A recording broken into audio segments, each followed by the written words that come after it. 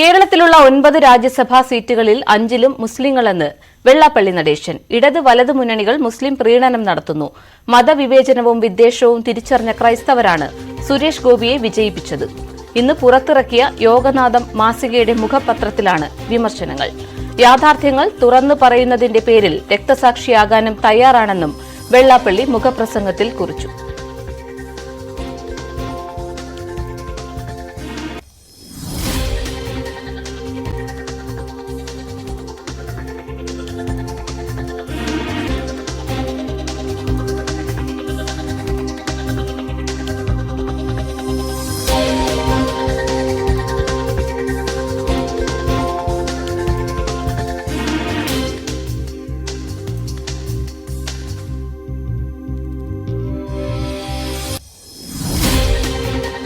ശരണ്യ സ്നേഹിച്ചിട്ടുണ്ട് വിശദാംശങ്ങൾ നൽകാൻ. ശരണ്യ, യോഗനാഥം മാസികയിലെ മുഖപത്രത്തിൽ എന്തൊക്കെയാണ് വെള്ളാപ്പള്ളി വിമർശനമായി ഉന്നയിക്കുന്നത്?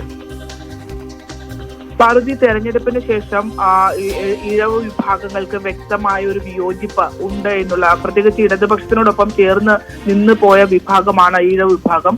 ആ ഈഴവ് വിഭാഗത്തിന് ഇപ്പോഴുള്ള നിലപാടുകളോട് കടുത്ത വിയോജിപ്പുണ്ട് എന്ന് വെള്ളാപ്പള്ളി നടേശൻ തുറന്നു പറഞ്ഞിരുന്നു. ഇടതുപക്ഷത്തിന് ന്യൂനപക്ഷ പ്രീണനമാണ് തിരഞ്ഞെടുപ്പിൽ തിരിച്ചടിയായത് എന്നതടക്കമുള്ള വിമർശനങ്ങൾ അദ്ദേഹം പറയുകയും ചെയ്തു. മാത്രമല്ല, ന്യൂനപക്ഷ പ്രീണനം കാട്ടുന്നതിന്റെ ഭാഗമായി കേരളത്തിൽ, പ്രത്യേകിച്ച് കേരളത്തിൽ ഒരു കമ്മ്യൂണൽ പോളറൈസേഷൻ ഉണ്ടായിട്ടുണ്ട് എന്നും അതിന്റെ അടിസ്ഥാനത്തിൽ വോട്ടുകൾ BJP-യിലേക്ക് ഒഴുകി എന്നതടക്കമുള്ള കാര്യങ്ങൾ അദ്ദേഹം പറയുകയും CPM-നാണ് ഇത് ഏറ്റവും അധികം തിരിച്ചടി ഉണ്ടായതെന്ന് വ്യക്തമാക്കുകയും ചെയ്തിരുന്നു.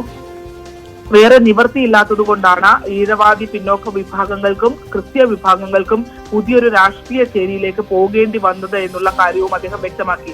ഇപ്പോൾ അതിനകത്ത് കുറച്ചുകൂടി കടുപ്പിച്ചാണ് യോഗനാഥത്തിന് ഒരു ലേഖനം അദ്ദേഹത്തിൻ്റെതായി വന്നിട്ടുള്ളത്. കേരളത്തിലുള്ള 9 രാജ്യസഭാ സീറ്റുകളിലും 5ലും മുസ്ലിങ്ങളാണ് എന്നുള്ളതാണ് അദ്ദേഹം വ്യക്തമാക്കിയത്. ജനസംഖ്യയുടെ പകുതിയിലേറെയുള്ള ഹിന്ദുക്കൾക്ക് 2 സീറ്റുകൾ മാത്രമാണ് നൽകിയത്. ഇടത് വലത് മുന്നണികൾ മുസ്ലിം പ്രീണനം നടത്തുന്നു എന്നുള്ളതാണ്. മതവിവേചനവും വിദ്വേഷവും തിരിച്ചറിഞ്ഞ ക്രൈസ്തവരാണ് സുരേഷ് ഗോപിയെ തൃശൂരിൽ വിജയിപ്പിച്ചതെന്ന് അദ്ദേഹം പറഞ്ഞു. യാഥാർത്ഥ്യങ്ങൾ തുറന്നു പറയുന്നതിന്റെ പേരിൽ രക്തസാക്ഷിയാകാനും തയ്യാറാണ്. സത്യം പറഞ്ഞവർ ക്രൂശിക്കപ്പെട്ടതാണ് ലോക ചരിത്രമെന്നും വെള്ളാപ്പള്ളി യോഗനാഥത്തിൽ വ്യക്തമാക്കുന്നു. സാമൂഹിക സാമ്പത്തിക സർവേ നടത്താൻ വെല്ലുവിളിക്കുന്നു. ഇരു മുന്നണികളെയും വെല്ലുവിളിക്കുന്നു. സർവേ നടത്തിയാൽ ഉന്നയിക്കപ്പെട്ട ആരോപണങ്ങൾ വ്യക്തമാണെന്ന് മനസ്സിലാകുമെന്നും വെള്ളാപ്പള്ളി നടേശൻ വ്യക്തമാക്കി. വിമർശനം ഇന്ന് പുറത്തിറങ്ങിയ യോഗനാഥത്തിന്റെ എഡിറ്റോറിയലിലാണ് ഉള്ളത്. എന്തായാലും കഴിഞ്ഞ കുറച്ച് നാളുകളായി, അതായത് തിരഞ്ഞെടുപ്പിന് മുൻപ് തന്നെ രാഷ്ട്രീയപരമായ ഒരു മാറ്റം ഈഴവ സമുദായം കാട്ടിയിരുന്നു.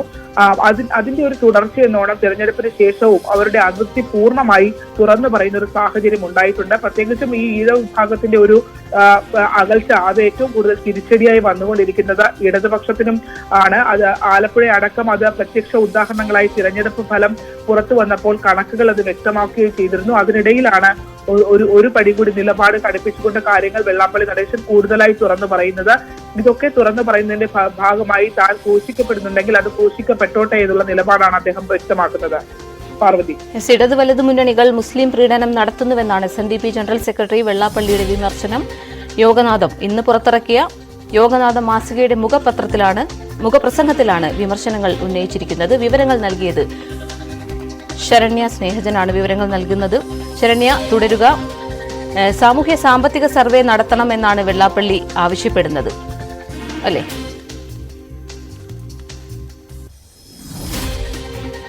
എന്നുള്ള പേര് പറഞ്ഞുകൊണ്ട് അതിയായ വിവിധ മാറി വരുന്ന സർക്കാരുകളുടെ ഗുണം പറ്റുന്നു എന്നുള്ള ആരോപണമൊക്കെ അദ്ദേഹം ഉന്നയിക്കുന്നുണ്ട്. വിദ്യാഭ്യാസ മേഖലകളിലടക്കം അനുവദിക്കുന്ന ഇളവുകളെ സംബന്ധിച്ചുമൊക്കെ വ്യക്തമാക്കിക്കൊണ്ടായിരുന്നു അദ്ദേഹം അത് പറഞ്ഞത്. പക്ഷേ അങ്ങനെ ഈ സാമൂഹ്യ സാമ്പത്തിക സർവേ നടത്തുകയാണെങ്കിൽ സ്വാഭാവികമായും ഈ കണക്കുകൾ പുറത്തു വരുമെന്നുള്ളതാണ് വെള്ളാപ്പള്ളി നടേശൻ വ്യക്തമാക്കുന്നത്.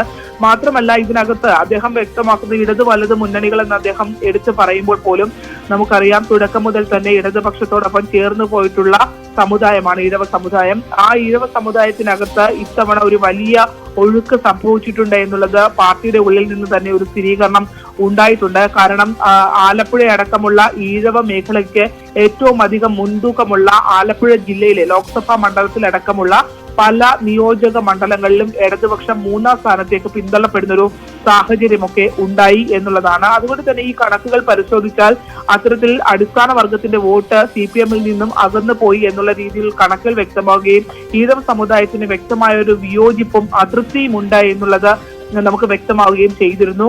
ഈ കഴിഞ്ഞ ദിവസങ്ങളിൽ വെള്ളാപ്പള്ളി നടേശൻ നടത്തിയ പത്രസമ്മേളനത്തിന് പിന്നാലെ മറ്റ് ന്യൂനപക്ഷ വിഭാഗങ്ങളിൽ നിന്നുള്ള ആളുകൾ അതിന്റെ വിയോജിപ്പുമായി രംഗത്ത് വരികയും ഒക്കെ ചെയ്തിരുന്നു. അത്തരത്തിൽ നിയമപരമായി വെള്ളാപ്പള്ളിയെ നേരിടുമെന്നുള്ള കാര്യങ്ങളൊക്കെ അവർ വ്യക്തമാക്കിയിരുന്നു. അത്തരം തിരിച്ചടികളൊക്കെ അല്ലെങ്കിൽ അത്തരം എതിർപ്പുകളൊക്കെ നിലനിൽക്കുമ്പോഴും തങ്ങളുടെ നിലപാടിൽ വ്യതിചലിക്കുന്നില്ല, ആ നിലപാടിൽ മാറ്റമില്ല എന്നുള്ള കാര്യങ്ങൾ ഒന്നുകൂടി ഉറപ്പിച്ചുകൊണ്ടാണ് വെള്ളാപ്പള്ളി നടേശൻ ഇത്തരം ഒരു മുഖപ്രസംഗം എഴുതി തന്നെ പ്രത്യേകിച്ച് SNDP യോഗത്തിന്റെ